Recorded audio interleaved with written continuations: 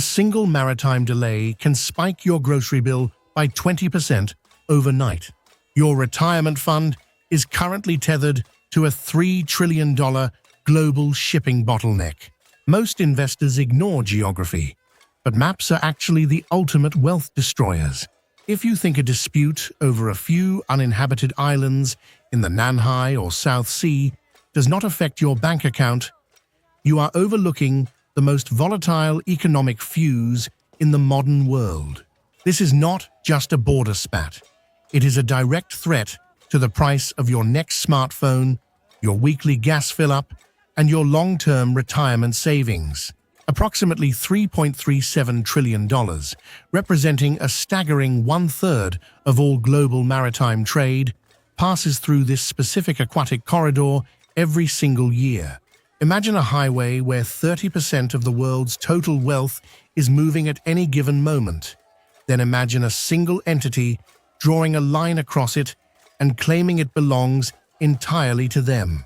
This is the reality of the 9-dash line, a sweeping claim that covers roughly 2 million square kilometers of vital maritime space, including the Nansha and Xisha island groups.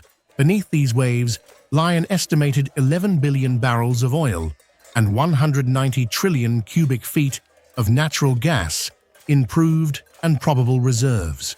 When up to $60 trillion in potential undiscovered energy value is at stake, the resulting tension does not just stay in the water. It manifests as spiked maritime war risk insurance premiums and supply chain disruptions that drive up the cost of every consumer good you import from Asia. This is the invisible tax on your portfolio, a geopolitical friction point that could trigger a global inflationary shock far exceeding the 2000. Understanding this mechanism is the only way to safeguard your wealth from a catastrophe that is currently hiding in plain sight. To understand why your brokerage account is tethered to a map drawn nearly a century ago, we have to look at the ink, not just the water. In 1936, a Chinese cartographer named Bai Meichu, a man whose features reflected his northern Chinese ancestry and who was often seen in the scholarly, high-collared attire of the early Republic era, published a map featuring what he called a U-shaped line. At the time, it was an academic exercise in national identity, but in the world of macroeconomics, maps are the blueprints for maritime asset ownership. By 1947, the Republic of China government formalized this as the 11-dash line, a jagged boundary claiming historical rights to approximately 80% of the South China Sea. This covers roughly 2 million square kilometers, encompassing the Nansha or Spratly Islands and the Xisha or Paracel Islands. But geography is rarely static when global politics and energy security are involved.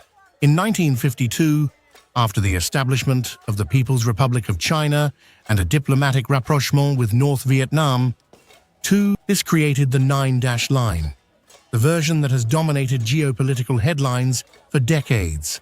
Here is the part that hits your wallet. These dashes represent more than just national pride. They are a direct claim on an estimated 11 billion barrels of oil and 190 trillion cubic feet of natural gas in proved and probable reserves. When you include the valuation of undiscovered resources, some estimates soar as high as $60 trillion in total market value. Imagine if a foreign power suddenly claimed the rights to every energy deposit under the Gulf of Mexico. That is, the stakes only grew in 2023, when China released its newest edition of the standard map featuring a 10th dash east of Taiwan. For the modern investor, this evolution isn't just about cartographical precision. It's about the control of the commodity. If these resources are monopolized, the base cost of energy for the entire world is rewritten by a single player, turning a regional map into a global financial chokehold. What started as ink on a map was about to become a massive global crisis.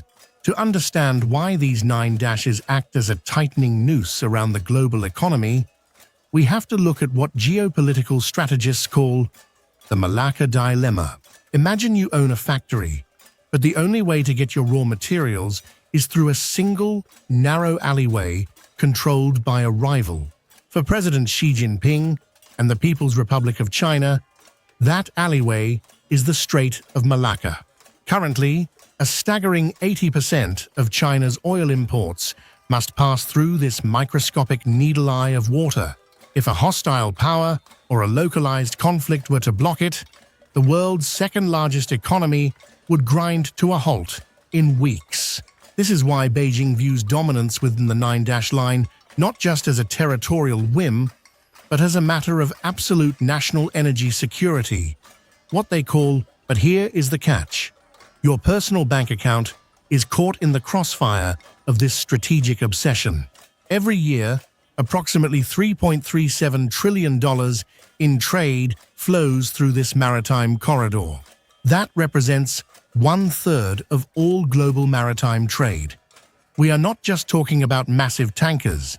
We are talking about the semiconductors in your smartphone, the solar panels on your roof, and the essential components for the car in your driveway. If tensions within the Nanhai region boil over, the shipping industry would not just stop. It would be forced to reroute through the Sunda or Lombok Straits. This detour is not a minor inconvenience. Economists and logistics experts estimate that rerouting these vessels would add a staggering $2.5 billion per month in additional shipping costs to the global economy. This is a classic inflationary shock, far exceeding the impact of the 2000. When maritime war risk insurance premiums spike for vessels in the South Sea, companies do not simply absorb those losses, they pass them directly to you at the checkout counter. It is a hidden tax on every consumer good you purchase, a silent erosion of your purchasing power triggered by ink strokes on a map. What started as a dispute over several small uninhabited reefs was about to become a global financial earthquake. The international legal system finally faced its ultimate test in January 2013, when the Philippines formally initiated an arbitration case against China under the United Nations Convention on the Law of the Sea, or UNCLOS.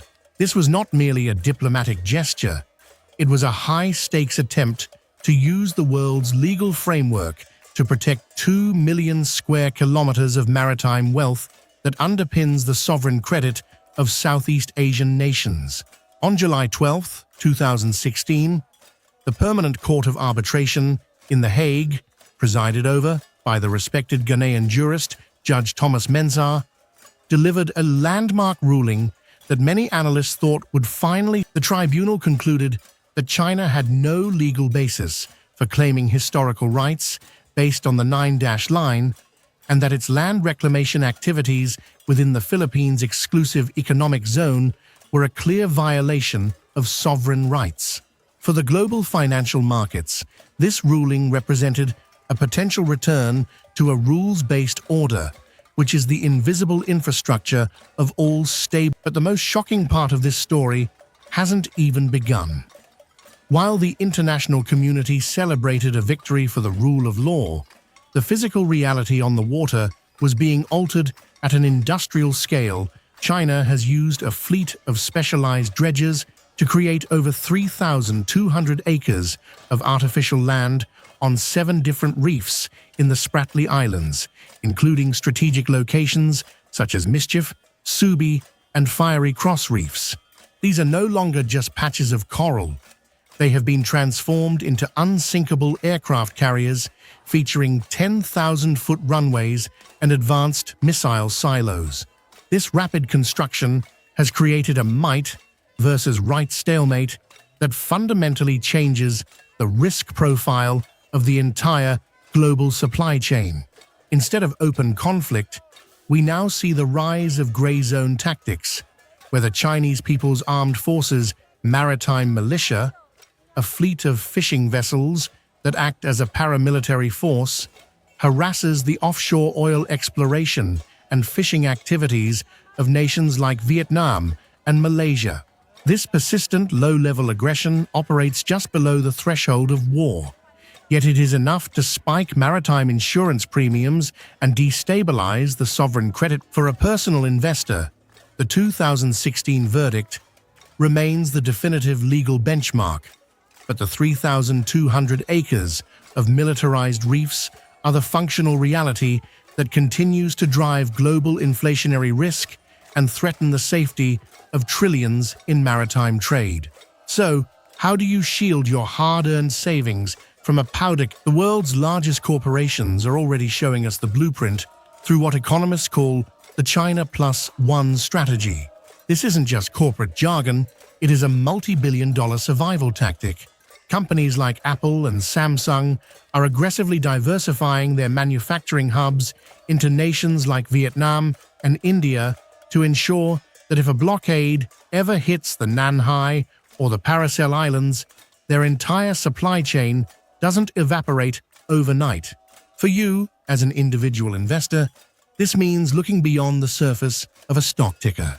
You need to ask yourself if your portfolio is overexposed to companies that rely entirely on the stability of that 3-point. If a conflict breaks out and those 10,000-foot runways on Mischief or Fiery Cross Reef are activated, the immediate spike in maritime war risk insurance premiums will act like a giant vacuum, sucking the profit margins out of traditional retail and tech stocks before you can even hit the sell button.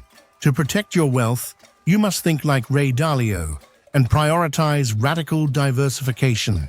Start by auditing your portfolio for geographic vulnerabilities. Are you holding companies that have all? These are the firms building resilience against the $2.5 billion monthly shipping cost hike that a South China Sea closure would trigger. Second, keep a close eye on the sovereign credit ratings of claimant nations like the Philippines or Malaysia. As the gray zone tactics of the maritime militia increase, these ratings can fluctuate, impacting the emerging market funds in your retirement accounts. Finally, realize that inflation isn't just about printing money at the central bank. It's about the physical movement of goods through the global circulatory system. When the price of moving a container through the Sunda Strait doubles because the 9-dash line has become a no-go zone, your actionable step for today is to review your international equity holdings and ensure you aren't betting your entire future on a single, contested transit point. Take 15 minutes to look at your brokerage account right now and identify which of your top 5 holdings are most dependent on East Asian maritime trade. The peace we have known in global trade is a luxury, but your financial security shouldn't be a gamble. If you want to stay ahead of the systems that control your money, make sure to subscribe and hit the bell icon so you never miss a briefing on the forces shaping your financial future.